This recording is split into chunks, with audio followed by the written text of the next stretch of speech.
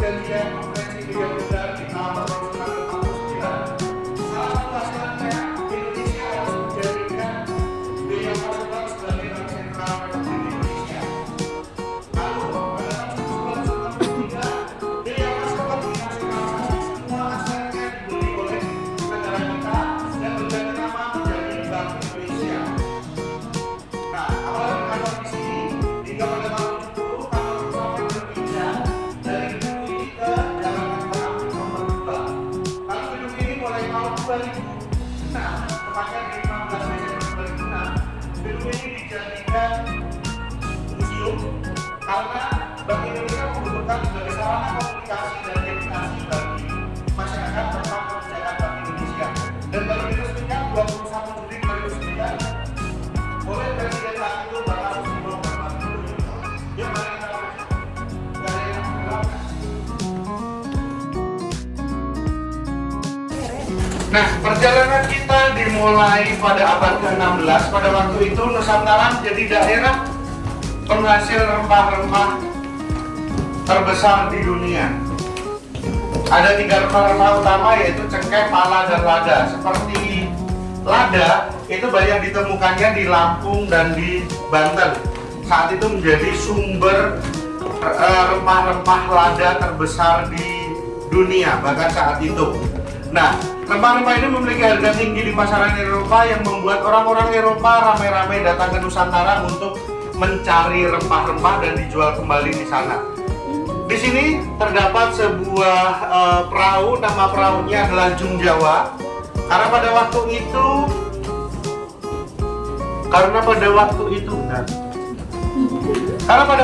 perairan Laut Jawa didominasi oleh keberadaan perahu ini dan yang ukurannya sangat besar, karena ada sebuah cerita bisa mengangkut hingga 1.000 orang. Dan perahu ini tercatat pernah sampai ke Madagaskar, yaitu di sebuah pulau di sebelah timur benua Afrika. Di bagian atas terdapat dayung kemudinya. Kecil bukan? Kecil kan? Lebih besar cintamu padanya.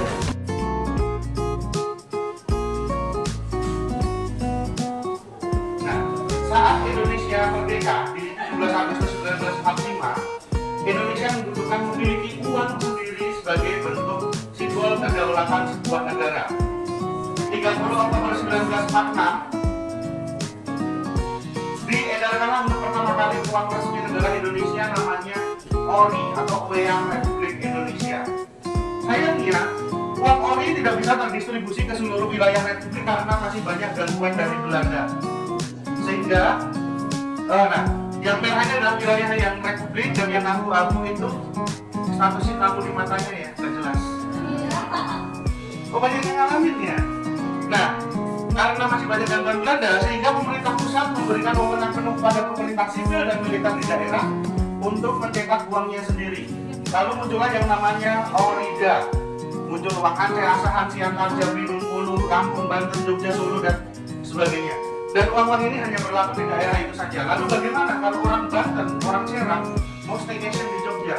Dia harus menukar uang Bantennya dulu agar bisa nanti ditukar dengan uang yang berlaku di Jogja.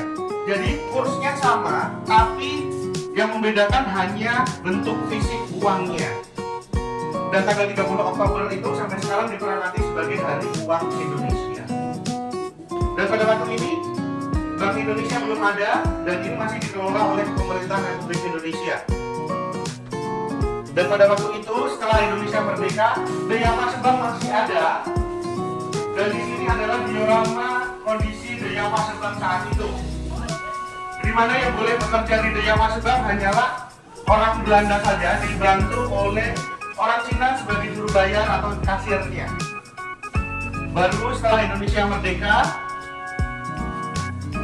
orang-orang Indonesia seperti orang Lebak, orang Rangkas, orang Serang, orang Cilegon baru boleh kerja di Deya Paseban, karena sebelumnya tidak boleh, hanya orang-orang Belanda saja yang boleh bekerja. Baru setelah Indonesia merdeka, baru tadi orang Lebak, orang Rangkas, orang Pandeglang baru boleh kerja. Nah, Deya Paseban lalu dinasionalisasi. Proses nasionalisasinya mulai dari Juni 1951 dan baru selesai proses nasionalisasinya saat pembelian saham Deya Paseban selesai di tahun 1953. Setelah itu berdirilah Bank Indonesia sebagai Bank Sentral Republik Indonesia, yang waktu itu salah satu tugas pertamanya diminta untuk cetak uang yang banyak digunakan untuk membeli senjata dan amunisi, karena pada medio tahun 1950-an masih banyak terjadi pemberontakan seperti DITI, PRRI, Permesta dan sebagainya. Hal itu yang menguras keuangan Indonesia. Di tahun 1953, Menteri Keuangan saat itu menyatakan jika negara kita sudah merugi sebesar 1,3 miliar rupiah. Nggak besar untuk ukuran sekarang, tapi pada waktu itu kalau 1 liter berasnya masih setengah rupiah. Nah, di tahun 1960, kan Bank Indonesia dilebur menjadi satu bersama dengan BNI 46, Bank Tabungan BTN, lalu ada Bank Koperasi Tani, lalu ada Bank Negara, dilebur menjadi sebuah bank tunggal di mana BI ada di Bank Negara Indonesia Unit 1 yang khusus soal moneter. Dan pada waktu itu Bank Indonesia mengedarkan uang khusus Irian Barat dalam rangka perekrutan Irian Barat. Uang khusus ini diedarkan atau dicetak karena untuk mengimbangi uang gulden yang ada di Papua saat itu. Selain itu juga, Bank Indonesia juga diminta menyediakan uang dalam mendukung mega proyek Presiden Soekarno saat itu seperti pembangunan Monas, Hotel Indonesia, Masjid Istiqlal, gedung DPR MPR, tempat konser Blackpink dan Coldplay, yang semuanya uangnya disediakan oleh Bank Indonesia. Dan hal itu memicu terjadinya hiperinflasi hingga 635%. Teman-teman tahu inflasi kan? Nah, inflasi saat itu hingga mencapai 635%. Dan kalau mau lihat parahnya, teman-teman bisa browsing melihat hiperinflasi di Zimbabwe, di mana untuk membeli satu potong roti aja dibutuhkan uang sampai bergerobak-gerobak. Dan salah satu tanda inflasi tidak terkendali, sebuah negara pasti akan mengeluarkan uang baru dengan pecahan yang besar.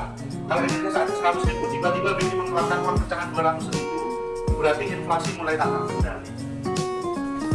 Dan Bank Indonesia dalam mengatasi inflasi tersebut dengan cara memberikan atau meluncurkan program kredit likuiditas Bank Indonesia yang suku bunganya rendah dan persyaratannya ringan, di mana 80% kredit ini disasarkan kepada masyarakat ekonomi lemah seperti petani, pedagang, pengrajin, lalu ada nelayan juga, atau kalau bahasanya sekarang mungkin UMKM, karena untuk memutar arus putaran uang di masyarakat ketika itu. Karena berpikirannya ketika masyarakat sudah memiliki kemampuan ekonomi yang bagus, itu akan mempermudah negara mengatur ekonomi yang lebih besarnya. Dan setelah perputaran uang di masyarakat berjalan lancar, baru di tahun 70 Bank Indonesia menarik kembali uang yang beredar di masyarakat dengan cara memberikan atau memperkenalkan gerakan Ayo Menabung melalui Tabanas, Taska, Deposito. Karena zaman dulu itu orang-orang Indonesia itu kalau simpan uang masih di bawah bantal, bawah kasur, bawah lemari baju. Jadi lemari baju, duit, tutup koran, baru baju.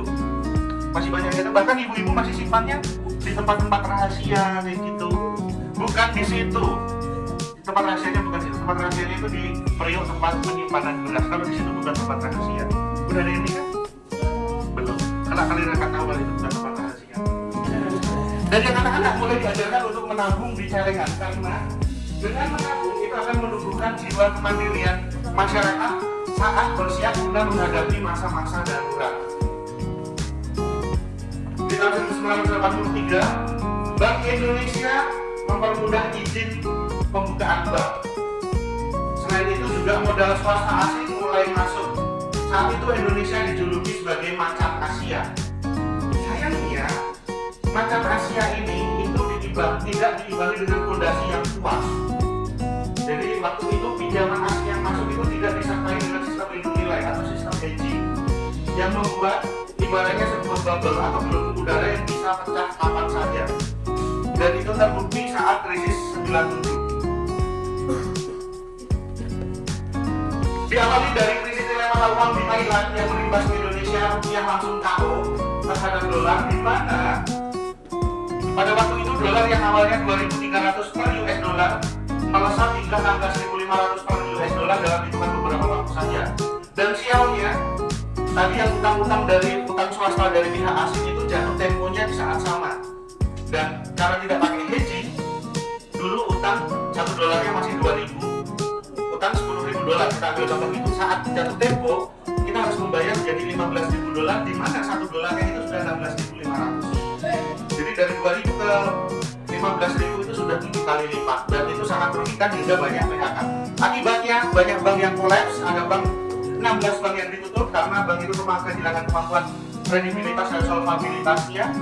Ditambah lagi situasi tidak menentu pasca sidang umum MPR 99 karena pada waktu itu banyak terjadi demonstrasi, kerusuhan, penjarahan di kota-kota besar di Indonesia dan terutama di Jakarta. Di sini adalah titik-titik kerusuhan di Jakarta. Teman-teman bisa browsing ya nanti. Nah, memasuki tahun 1999, Bank Indonesia menjadi lembaga negara yang independen, tidak lagi berada di bawah pemerintah, sehingga menjadi sebuah lembaga negara yang diharapkan dalam menentukan kebijakannya. Bank Indonesia tidak mendapatkan intervensi baik dari pemerintah, asing maupun swasta, di mana Bank Indonesia diminta untuk berfokus terhadap tugas tunggalnya, yaitu mencapai dan memelihara kestabilan nilai rupiah. BI juga kembali menjalankan fungsi tradisionalnya sebagai bank sentral, yaitu menetapkan dan melaksanakan kebijakan moneter, mengatur dan menjaga kelancaran sistem pembayaran, serta mengatur dan mengawasi bank. Pada saat ini, tapi mulai tahun 2010, fungsi pengawasan bank oleh Bank Indonesia diserahkan kepada lembaga baru yang namanya Otoritas Jasa Keuangan. Jadi Bank Indonesia masih mengawasi perbankan, tapi secara makro prudensial. Seluruh sistem perbankan Indonesia dipersiapkan oleh Bank Indonesia, tapi OJK itu mengawasi dari mikro prudensialnya setiap bank. Contoh ini BRI, Mandiri, BCA. Aturan terhadap Bank Mandiri seperti ini, pengawasan terhadap BCA seperti ini itu dilakukan oleh OJK. Kalau BI hanya mengawasinya secara umum, seperti bank boleh membuka cabang di luar negeri selama dia punya giro wajib minimum sekian.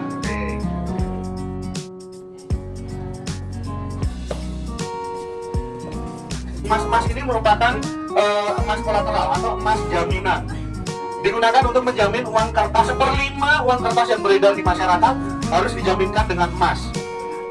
Nah, sayangnya mulai tahun 70-an emas sudah tidak lagi dijadikan sebagai standar jaminan moneter, sehingga berfungsi sebagai cadangan devisa. Emas ini merupakan peninggalan dari daya fase bank, di mana saat Perang Dunia Kedua, emas ini sempat diungsikan sampai ke luar negeri. Sebelumnya transit di Bandung dan di Cilacap. Setelah proses nasionalisasi, pembelian aset, emas itu dikembalikan dan menjadi hak milik Indonesia. Satu batangnya memiliki berat 13,5 kg, 24 karat, kandungan emasnya 999,9 per 1000 satuan emas. Kalau dijual, satu batangnya paling harganya cuma 14 sampai 15 miliar aja.